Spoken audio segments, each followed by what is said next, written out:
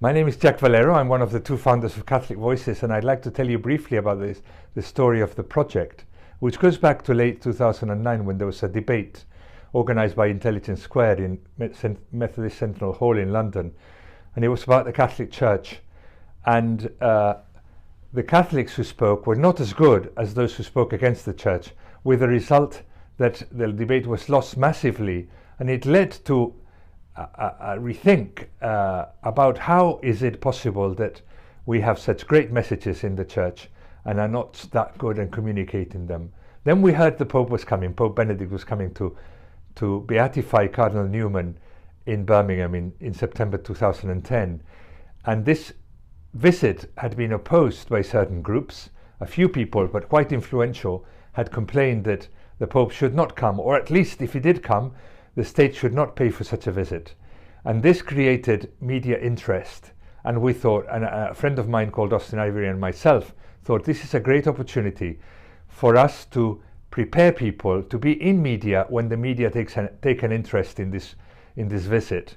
So we put out a call, and many people offered themselves for the project, and we chose the best 20, and we trained them over a few months to be able to study the different topics, controversies that had come up, and to prepare themselves with media training for the visit.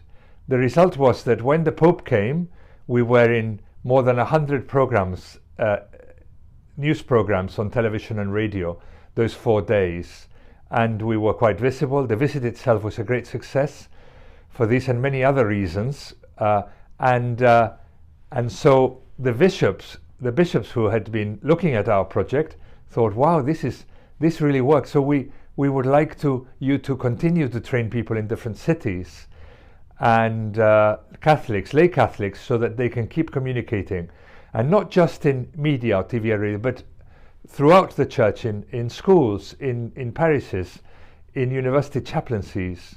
So the project expanded throughout the country in the years following 2010. But another thing happened. We started getting calls from abroad, people who had been watching the visit and had heard of Catholic Voices.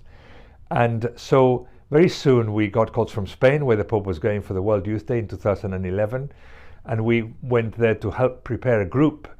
We always said local groups have to be local. We're not going to go to a country and set up a group ourselves or impose our ideas, but we can give our techniques, our materials, our book, and so on, and people in the country have to do it themselves, as long as they have a positive view of the media and the world and the Church, and they involve people of all different sensibilities of the Church, and they have the permission of the local bishop of Bishops' Conference.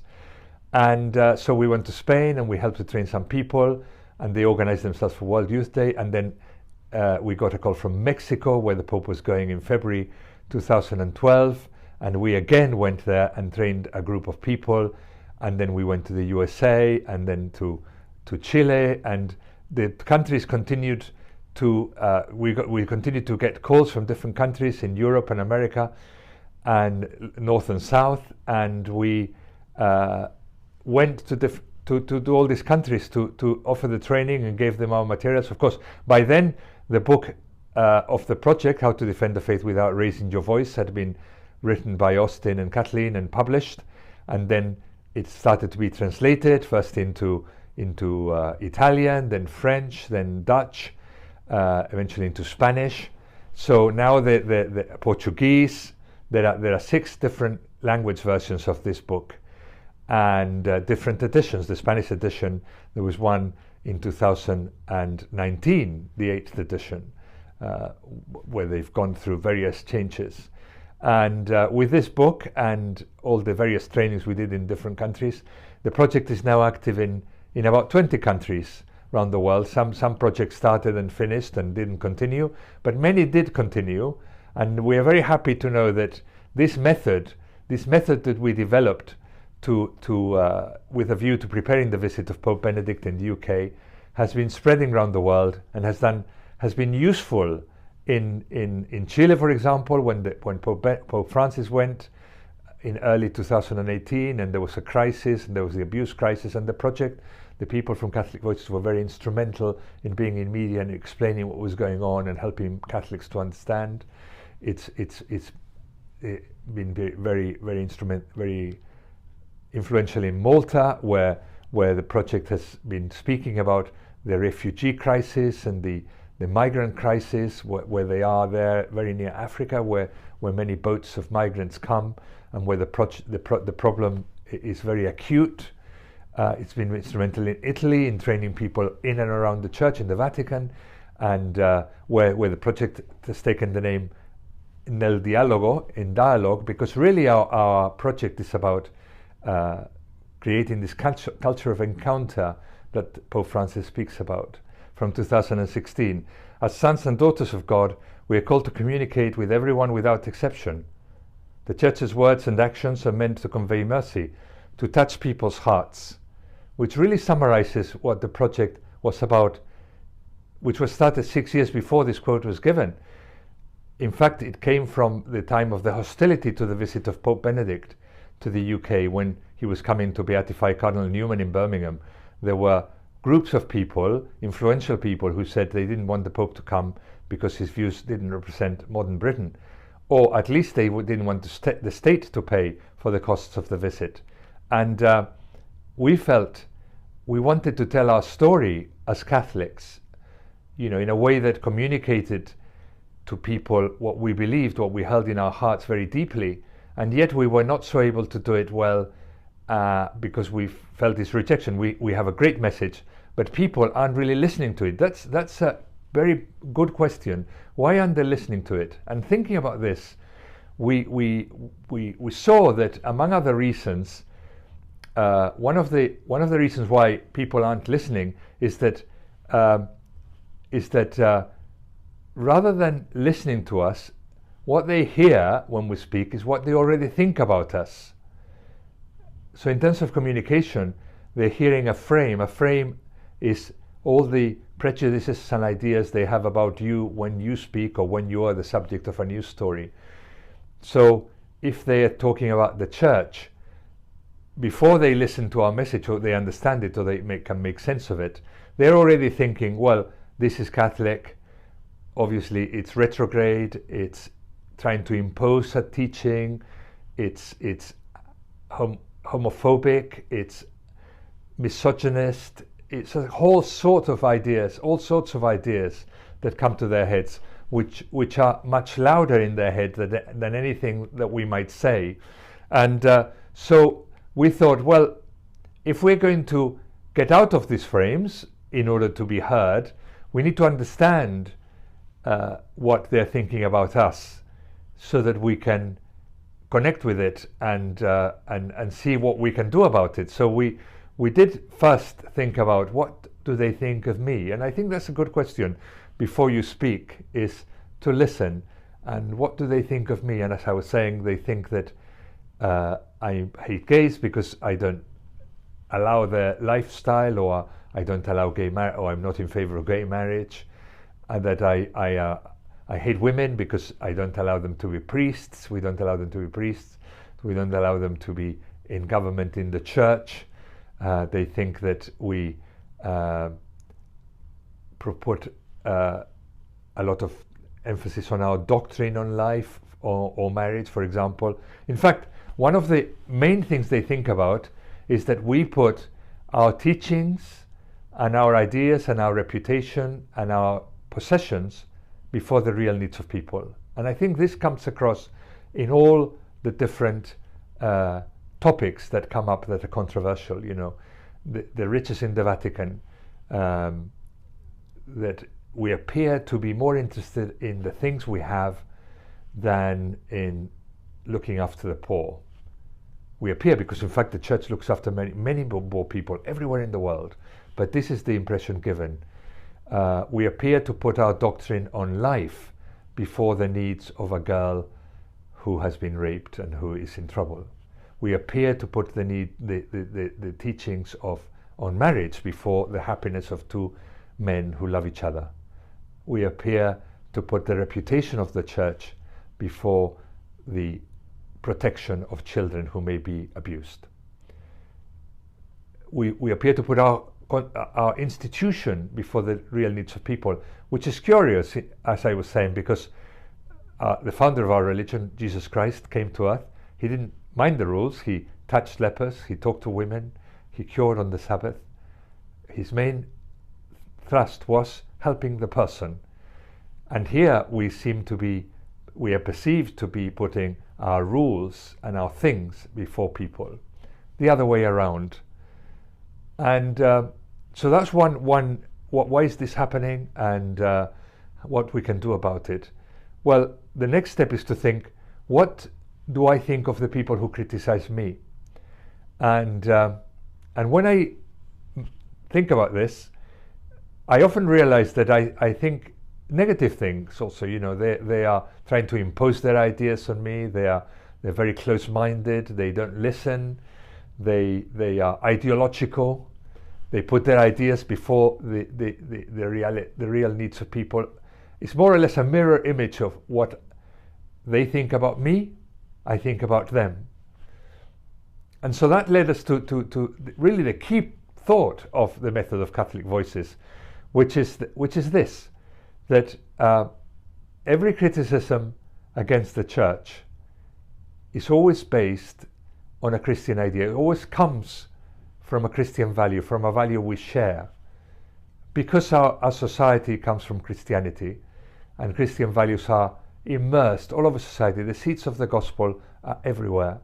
And so we find that even the criticisms that the Church gets are based on Christian ideas. For example, the care of the person. The care of the person is the most important Christian idea. The care of the victim before Christianity. Victims, maybe they were killed, they were thrown out of the village, they were stoned, they were isolated, and Christ came and became a victim. And since then, we have understood that our religion is all about caring for the person in need.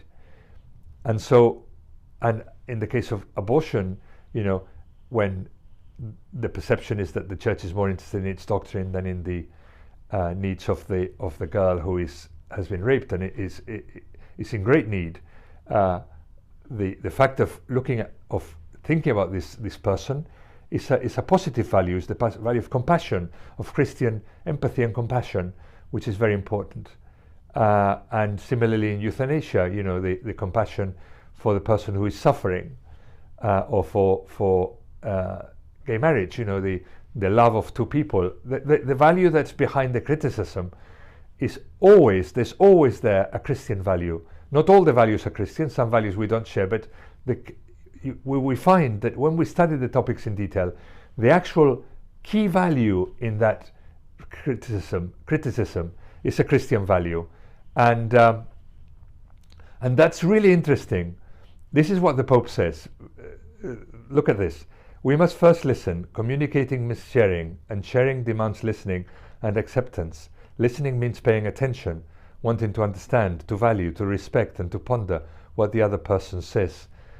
And this is what I was saying, that when you want to communicate something, you have to listen to the criticism and where it comes from, and find the value behind it that is Christian.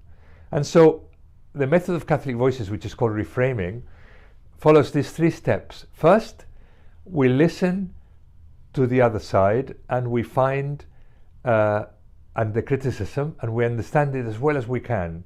So the first thing is not to speak, but to listen very carefully. Secondly, we find the Christian value behind what they're saying, the shared value, the value we share. And third, we then put across our message starting from the shared value, starting from that point. We start speaking from the point of view of the other person, because we realize that that value that they hold comes from us. And that's how communication works. It works like this. And as I was saying, for example, in the case of abortion, that we find the common value. The criticism is that we seem to be, the first step, the criticism is we seem to be putting our doctrines over and above the needs of a girl who is in need. The common value is the needs of the woman who is in need, who is suffering. And the message our pro-life message communicates much better if we start from the needs of the woman. And so we need to develop these arguments based on the common value, and that works for every case. And I always find a very interesting exercise is to read the newspaper, find an article that really challenges me and which I disagree with in one of these moral topics, and there are some most days in most newspapers, and try and, instead of getting angry, try to make this analysis. You know, what is the frame here? What are they thinking about me? What is the criticism, the implied criticism they're making about me? Second, what is the value that's driving them, that's Christian, that I share among all the different values that move them? What is the one value that I really share 100%? And third, how would I frame my reply to this, starting from this shared value? And I find this a very, very useful exercise with newspapers, with articles, with news pieces on the TV or the radio.